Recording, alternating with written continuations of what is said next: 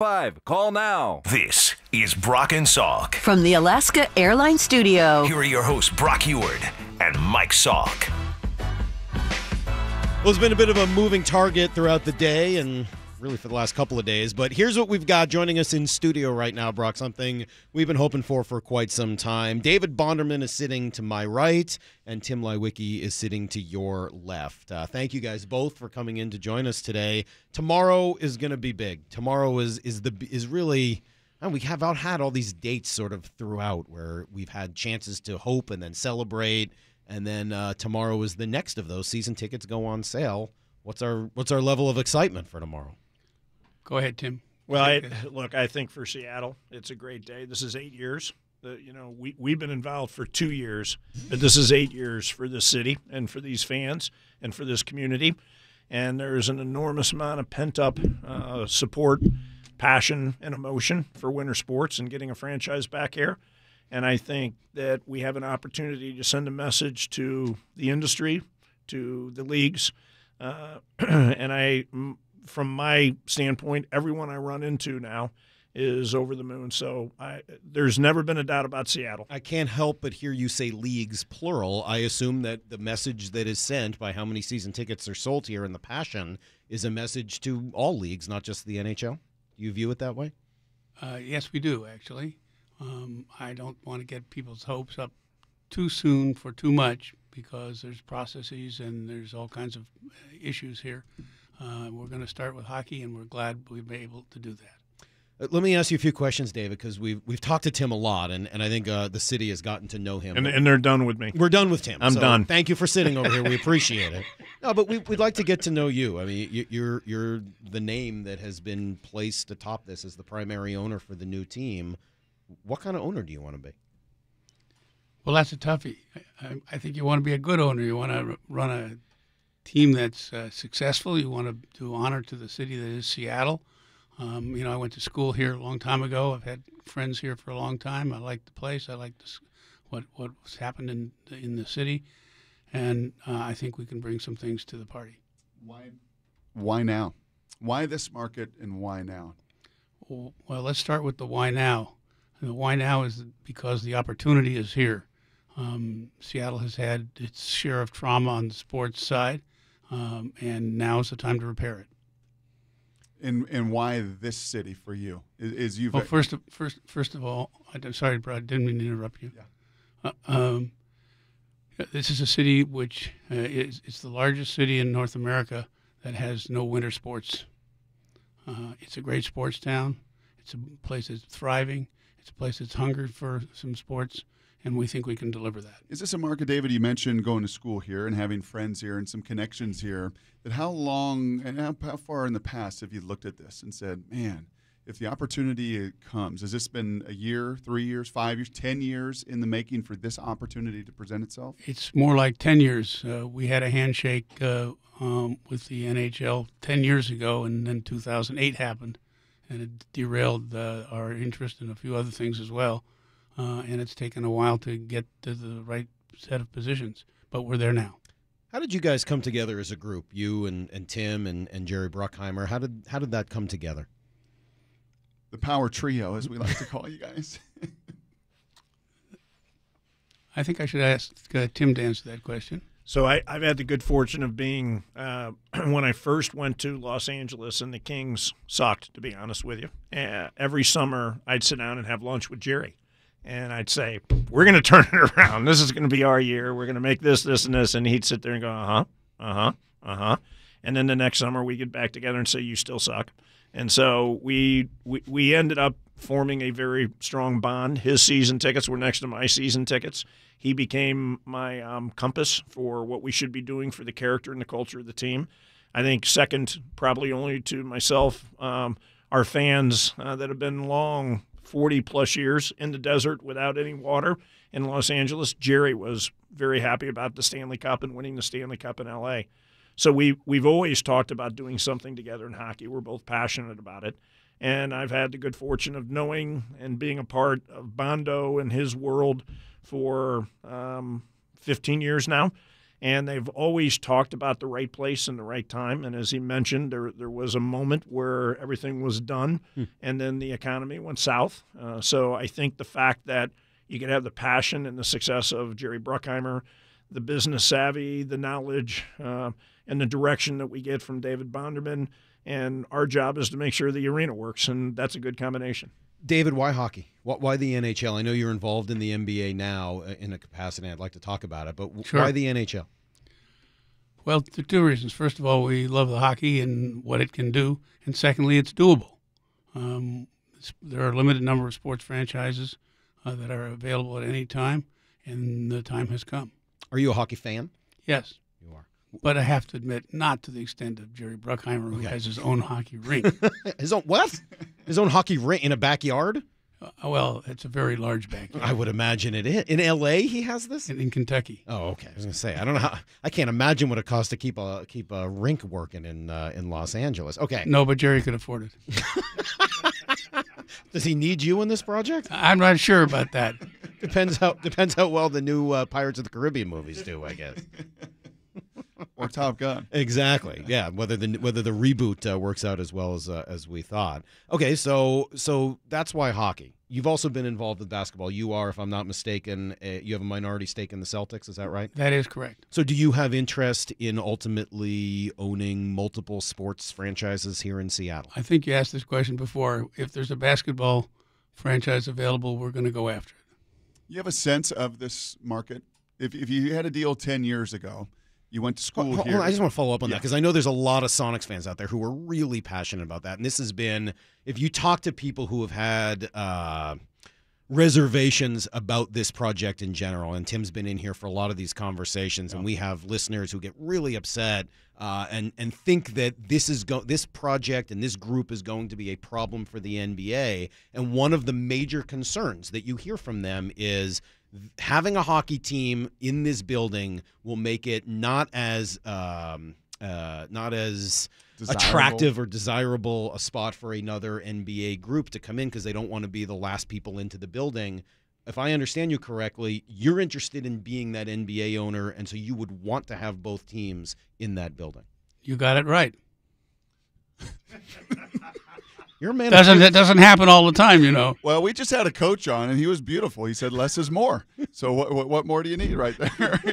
You I guess you get right. Next after that is more is less. And you know what? Then you get the sun and the moon, the truth. Those are the only three things in life that come When out. you go for it, you got to go for it. Yeah. 10 years ago, you mentioned in 2008. So you did some study of the market in 2008. What's happened here and how things have blown up and the cranes and the corporations and the amount of growth in this market over the last 10 years has been significant. As you look at this market right now, what makes you confident to believe that it's going to support the NHL? First of all, this is a great sports town. There's lots of teams here that get supported. Everybody we know in town is enthusiastic about the possibilities here. We're pretty confident that this will work. You'll sleep well tonight? I'll sleep better the night after. Once we see how this starts. So what are we expecting? Tickets are going to go on sale tomorrow morning. You can go to NHLSeattle.com. What do you expect to have? How many tickets? What's Vegas? This show has said we will. I want to win Vegas. I want to win. I want to beat Vegas. I want to show the world that Seattle is a great sports town. You want to show the NHL, the NBA, the other leagues out there, just the country in general. Can you beat 5,000 season tickets sold in the first 2 days? So I'd say two things. One, we feel the pressure to make sure we represent this marketplace well. So we are damned and determined that in the eyes of the rest of the industry, including all the leagues, Seattle shines very brightly tomorrow, and we're committed to that. And we're going to work very hard to make sure that we allow this marketplace to let everyone know how great it is. Second, I think that people need to understand that this process tomorrow is not just about season tickets and mini-season tickets. It's about those that are interested in bringing winter sports back to Seattle. And this will be the list that ultimately gets the right to buy the first of all the tickets. So whether they're season tickets, mini-season tickets, or individual tickets, we're building a database because we're building a relationship. And these people ultimately will be part of our initial family. And what I've learned about Seattle is when you treat people with respect and you're passionate about the product that you want to put on the ice in this case, and you're committed to winning, good things happen. We expect good things are going to happen tomorrow. And if we understand the process, we were talking about it this morning. So it's a first come first serve basis. So do you get a number when you sign up when you go there tomorrow, and then that allows you a first come first serve to purchase tickets where you want them to be? So we'll get everybody registered tomorrow. Every account will get a priority number. We'll be back in touch with everyone. We already have a full sales force that's activated and talking to people, so there's a two-way communication here. So the first step is jumping into the website tomorrow, nhlseattle.com, and registering. And then we will come back and give every account a priority number. Do not flip out about high or low, because the reality is everyone's going to get a shot of being part of the family, and we're going to figure that out. We're going to make sure we do this fairly, and we're going to make sure that we do this for all. And so our goal is to get as many people as we can in this process with deposits to prove to the NHL and to prove to everyone else out there watching how great the teams are going to do here, regardless of what league we're talking about. A couple of weeks ago, it came out that your group, the Oakview Group, had registered a bunch of domain names that sure looked like potential Seattle hockey team names. Do we know what the name of the franchise is going to be yet?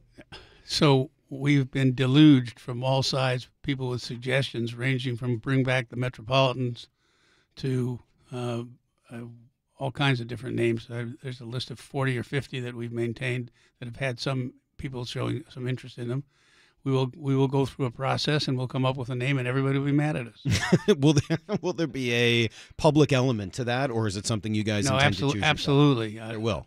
There'll be a public element. I think that's the right way to put it. We're not guaranteeing anybody's choice, but that we're going to listen to what the fans have to say, and we'll make a pick based upon how we feel after we've got that information. Along those, do you have a sense as to when that would be, or? Not just yet. Okay. In terms of the other thing I noticed is looking at the renderings of the new renderings of the building that came out the other day, which look really sweet. We were talking about it. Yeah. Maybe it was just random, but the color scheme sure looked red. Is that something is that by accident, or is that something that we're looking at? Because everything here is sort of shades of green and blue and teal. Are we going down a different path? See that guy hiding back there? Yeah. Mr. Bruckheimer is our compass and our passionate partner on image. And so I'll tell you, last week this group loaded on with Bondo, and we went and visited 5 cities in 2 days. We studied every new arena that's out there. We asked a ton of questions. We learned a lot. This is a work in progress, so what you see today, we are only going to make better tomorrow. I wouldn't assume that anything you're seeing today is what it will be tomorrow. I think we will only improve upon this project. Here's what I'm hearing. Jerry Bruckheimer is in charge of the color scheme, and I'm now expecting an explosion to come out of every single uniform or something. Is that what we can expect?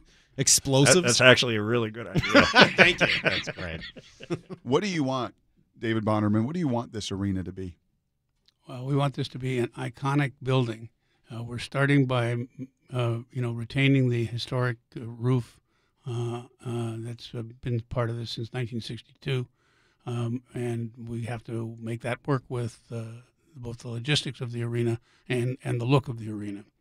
And we're going to do our best to come up with something that honors the iconic piece, but is state-of-the-art for technology and for operational excellence. David, what do you believe is the role of an owner for a professional sports franchise? I think an owner has a role to play. That play is not picking the draft choices. It is hiring the best people who are the experts in whether it's the coach or the general manager or what have you, and providing the resources for them to be successful and bring what wisdom one has to the party without getting in the way of the professionals. Is it making sure the NHL does not change out their expansion rules? Does not look at the success of this team down in Las Vegas for the draft and how do you assemble it and all of that?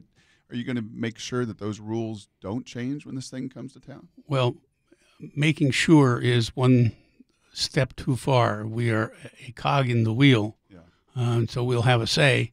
But Gary Bettman and his team will have the final decision on lots of these issues. What I can say is, as an owner here, we'll provide the necessary resources to be successful. How about culture? I mean, I would think one of the things an owner does is sort of setting the culture for an organization. What kind of a culture would you like to see for a hockey team here? Well, you want to have an inclusive culture.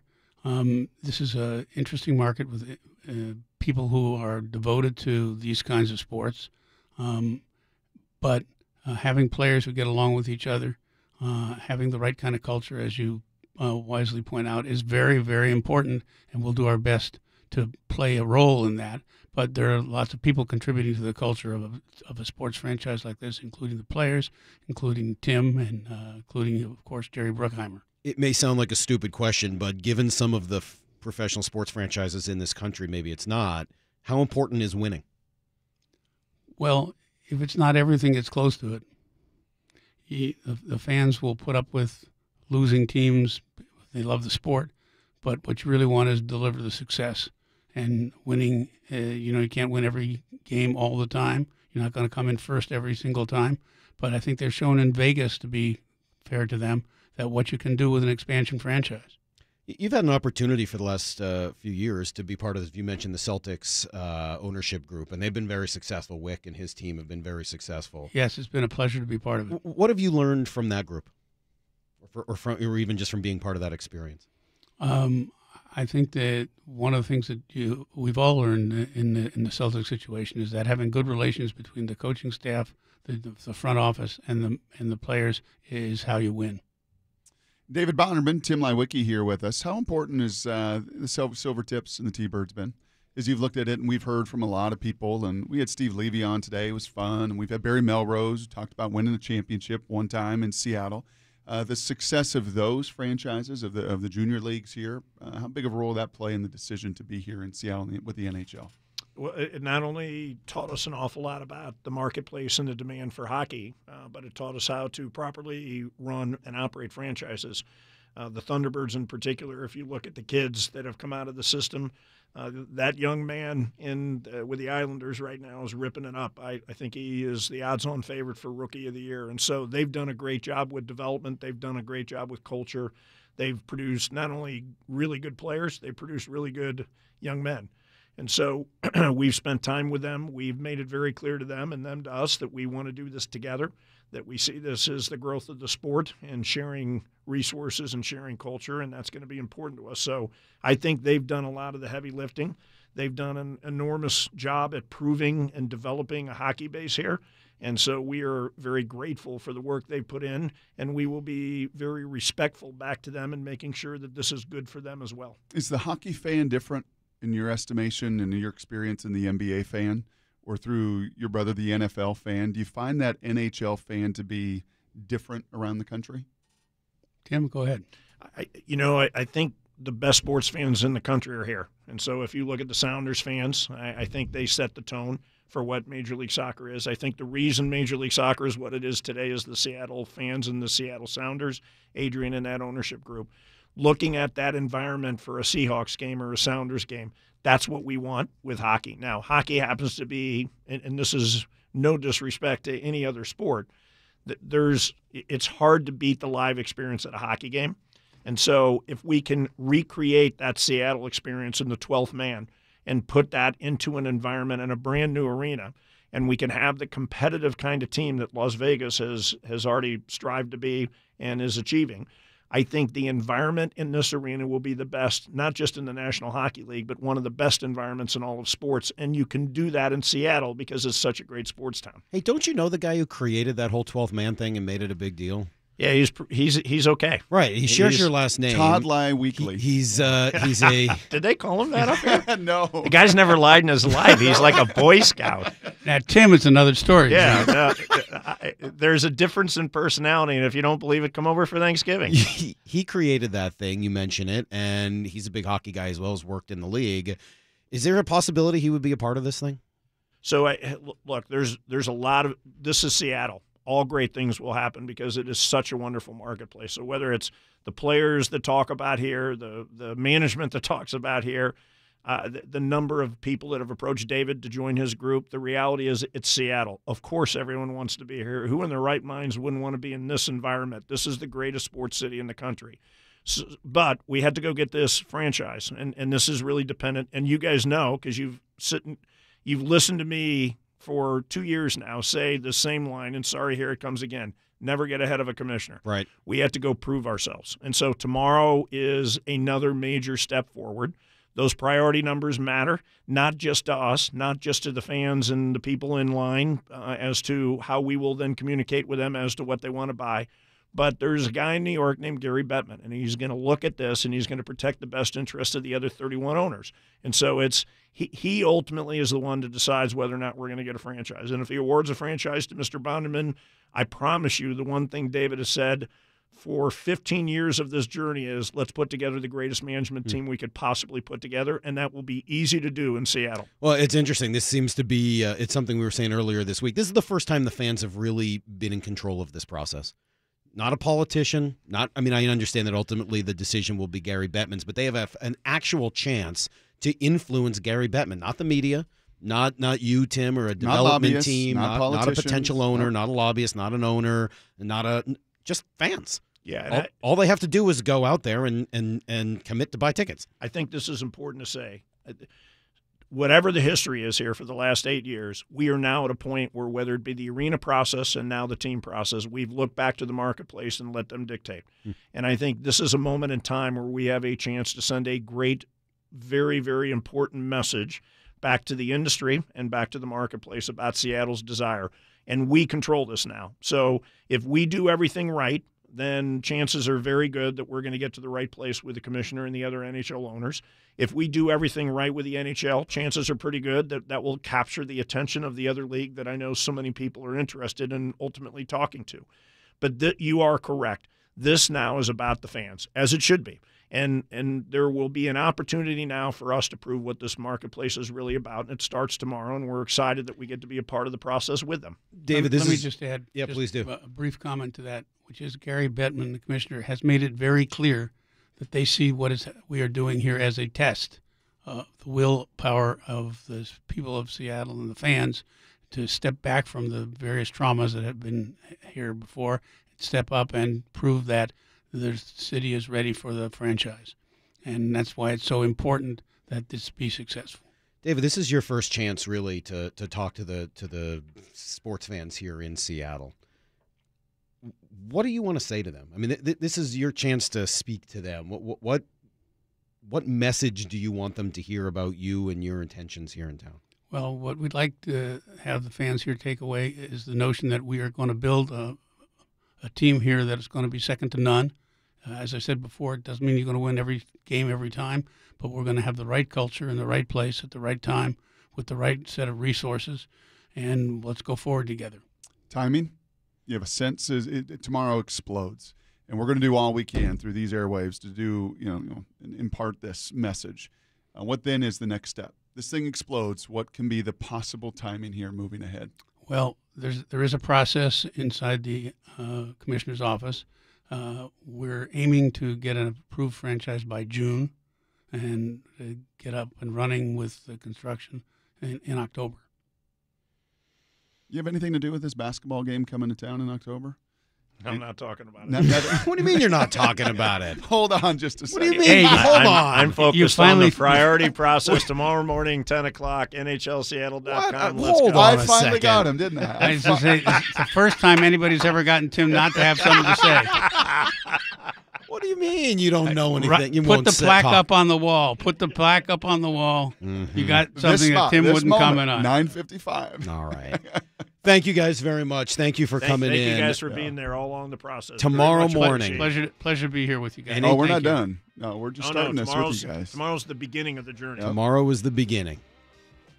That was exciting. That went too fast. Yeah. You're not going anywhere. We're going to chat for a second, Tim. I can't believe Jerry Bruckheimer's here and I didn't get a chance to say welcome to Brock and Salk. I'm so bummed out. That's all I wanted to do today was say welcome to Brock and Salk. Well, you got to do it with that deeper. I kind of wanted to say it like Sean Connery. I kind of wanted to say it like the Con Air guy. Like I wanted to say welcome to Brock and Salk. You want Seattle CSI is what you want, and you want to be the star. No, I don't want that. I want welcome to Brock and Salk.